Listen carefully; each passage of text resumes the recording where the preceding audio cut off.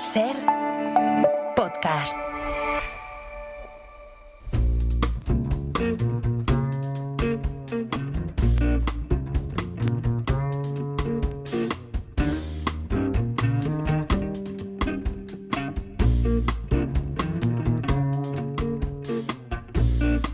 Expediente Precedo. En Hora 25. Con Aimar Bretos.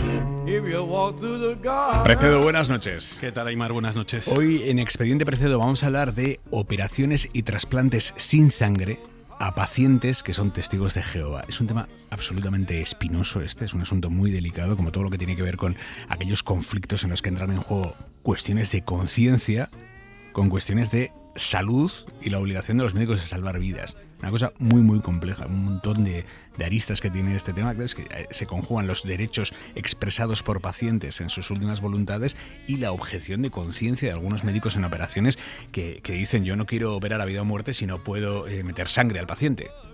Sí, es el expediente más peliagudo hasta el momento. Por lo que cuentan además las partes, es algo todavía no resuelto del todo. Aquí se mezclan, como decías, connotaciones médicas, legales, religiosas, sobre todo deontológicas y éticas, como siempre que hay un cruce de derechos. Está el de los pacientes de testigos de Jehová a no recibir transfusiones de sangre según sus creencias. Está el de los cirujanos y anestesistas a poner todos los medios a su alcance para salvar vidas. Es cierto que la medicina ha avanzado mucho y que hay procedimientos, pero sigue habiendo cirugías delicadas, trasplantes de órganos que son muy riesgosos en el caso de sangrados y demás. Y de lo que hablamos hoy es de cómo se están resolviendo esos conflictos en los hospitales, que dicen las leyes. Hay cirujanos y anestesistas que directamente se niegan a realizar operaciones si no tienen garantizada la posibilidad de transfundir a un paciente, y dicen que no es algo ni mucho menos contra los testigos de Jehová, sino que es la necesidad que ellos tienen de poder utilizar todos los recursos a su alcance para salvar vidas. No hay registros públicos, como sí los hay en los objetores de conciencia a realizar abortos o a realizar eutanasias, pero en las diferentes unidades hospitalarias lo que sí hay es un conocimiento de quién se puede tirar en cada caso y de quién no está dispuesto a acometer según qué riesgos. Estamos hablando de una comunidad que objetivamente es pequeña en términos relativos, son 127.000 personas en España, pero es una comunidad con muchísimo arraigo. Con muchísimo arraigo y 5 décadas en España. Hay, según los cálculos de los testigos de Jehová, hay 127.840 testigos de Jehová en 1.377 congregaciones a principios de 2026. La mitad están en Madrid y Barcelona. Fueron reconocidos como organización en 1970, hace ya 55 años. En 2006 el Ministerio de Justicia le reconoció además su notorio arraigo como organización religiosa, y es una confesión que no acepta transfusiones de sangre por la interpretación que hacen de la lectura de la Biblia. Tanto en el Antiguo como en el Nuevo Testamento, en distintos pasajes, en la Génesis, en el Deuteronomio, en el Levítico. En definitiva, los testigos de Jehová lo que dicen es que obedecen a un mandato bíblico y que por respeto a Dios se abstienen de recibir sangre, porque la sangre, dicen, también representa la vida.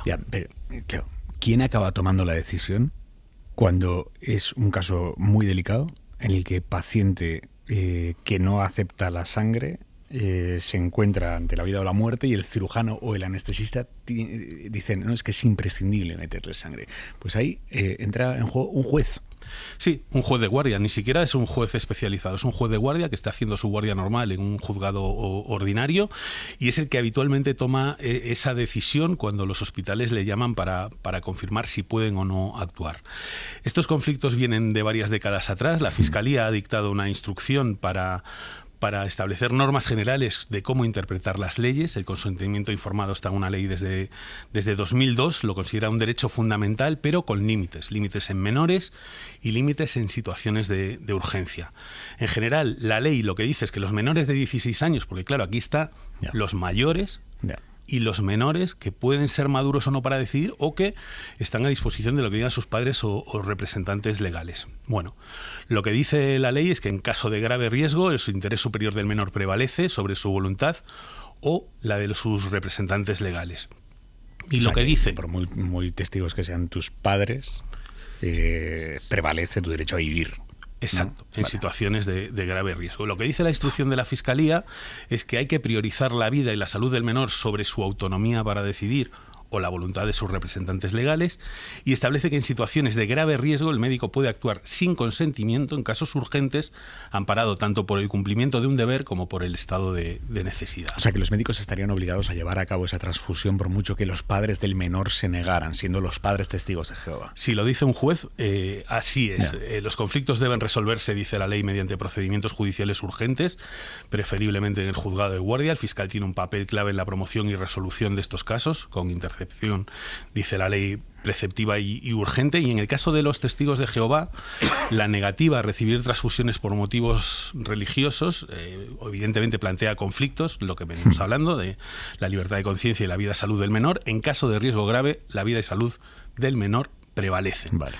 Y lo que dicen los cirujanos y anestesistas consultados es que habitualmente se impone esa urgencia, aunque luego eso pueda traer problemas al paciente en su comunidad religiosa. Claro, es que esa es otra. O sea, te hace una transfusión y después vete tú a tu comunidad de testigos de Jehová a decir, me han hecho la transfusión. Sí, es que es muy delicado. Es muy delicado, y además, sottovoce, algunos de los médicos te dicen que no es lo mismo cuando el paciente decide solo o cuando el paciente tiene al lado a alguien de una congregación religiosa, no tanto porque lo presionen, sino por el que dirán. Todo esto, que estaba bastante bien definido en la ley, todo esto se ha enrarecido a raíz de una sentencia de Estrasburgo que en 2024, o sea, hace año y medio, condenó a España a indemnizar a una paciente a la que se le hizo una transfusión en una operación de vida o muerte y después ella pleiteó. Y ganó. El caso llegó al Tribunal Europeo de Derechos Humanos después de que todos los tribunales españoles hubieran dado la razón al juez y a los médicos. Lo que dijo este tribunal es que se había vulnerado el derecho a la vida privada en relación con su libertad religiosa.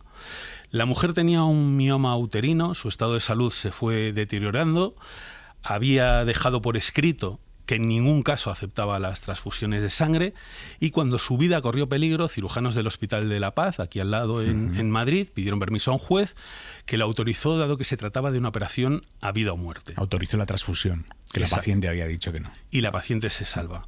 Una vez que se salva, la Porque paciente... si no se habría muerto. Eso es lo que quedó claro incluso en esta sentencia. Vale. Una vez que se salva, la mujer inició un procedimiento legal en el que dijo haberse sentido violada, sentir asco por la operación a la que le habían sometido.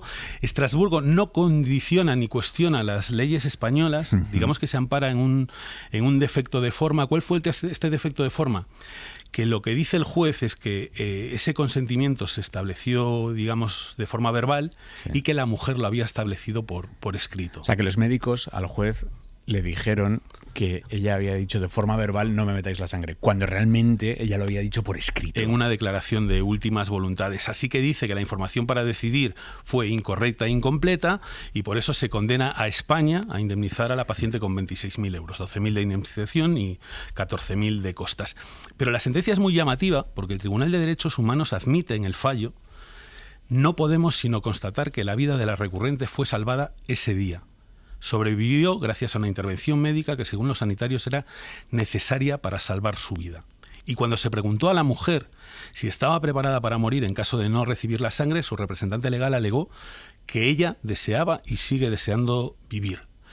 Así que la condena es que todo no se puede. Alude a un problema de forma, ese problema de que no se utilizó la información correcta, y al mismo tiempo esa sentencia tiene efectos colaterales porque efectivamente hay algunos cirujanos y anestesistas que ahora se lo piensan más antes de entrar a una intervención en este contexto. Claro, profesionales que intentan salvar vidas y acaban viendo que la justicia europea puede venir después con una condena.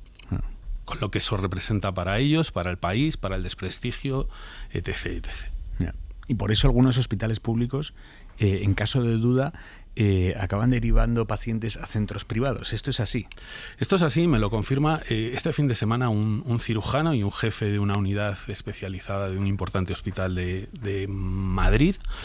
Lo que me dice el cirujano es, en caso de duda, yo derivo a la privada. Porque es cierto que este médico lo que me contaba es, mira, si alguien entra en coma, pues uno hace lo que sea para salvar su vida, entra con un balazo, está sin conocimiento y los jueces suelen autorizarlo. Pero ¿qué es salvar la vida luego en una serie de operaciones donde hay muchas escalas de grises? Cuando operas un fémur, me ponía este ejemplo, y el paciente pierde 1,5 litros de sangre y puede derivar en un fallo cardíaco que amenace su vida, ¿qué hace ahí el cirujano si no puede transfundir sangre? Pues él lo que dice es, yo en este caso derivo a la privada. ¿Por qué en la privada sí se operan cosas que no se operan en la pública? Pues ahí entramos en el terreno de la especulación, nadie lo quiere explicar.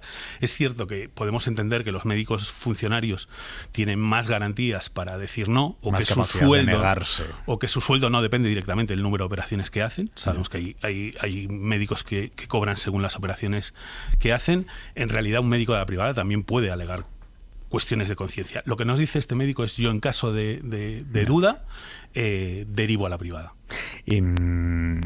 Me dices que cada vez el diálogo es más fluido entre las comunidades religiosas, específicamente los testigos de Jehová, y los responsables de estas unidades de referencia. Sí, hablando con un jefe de unidad que lleva décadas tratando con ellos, dice el diálogo cada vez es más fluido, ellos no se cierran, ellos prefieren que les hables claro. También es cierto que ellos, los testigos de Jehová, manejan nombres y unidades de gente que sí está dispuesta a operar en determinadas circunstancias, y ellos mismos llevan esos nombres a las unidades donde se dirigen. Está la alternativa de inyectar una hormona, la eritropoyetina, la EPO, que conocemos del doping, ¿no? Del doping de los ciclistas y de los atletas, que a fin de cuentas es una hormona que lo que hace es que facilita la creación de hemoglobina y por tanto sustituye la sangre. Y luego está el asunto de algunos trasplantes donde es muy difícil. Este especialista nos decía, mira, ya se hacen trasplantes de riñón sin problemas y sin sangrados, pero en el caso de algunos de hígado, de pulmón, a veces es mucho más complicado. Y sabemos que en este momento, desde hace meses, hay 3 trasplantes, 2 de hígado y 1 de pulmón, que se siguen retrasando mientras se buscan profesionales capaces de hacerlo. Representantes de los testigos de Jehová se han reunido con jefes de unidades de distintos hospitales. Lo han intentado en Madrid, en Córdoba, ahora lo están intentando en Valdebrón. De momento no se han encontrado fórmulas. No es que esté amenazado el riesgo de vida de ese paciente, pero son trasplantes pautados que se siguen retrasando. Interesantísimo este expediente. Precedo, mil gracias, buenas noches. Gracias a vosotros, un abrazo.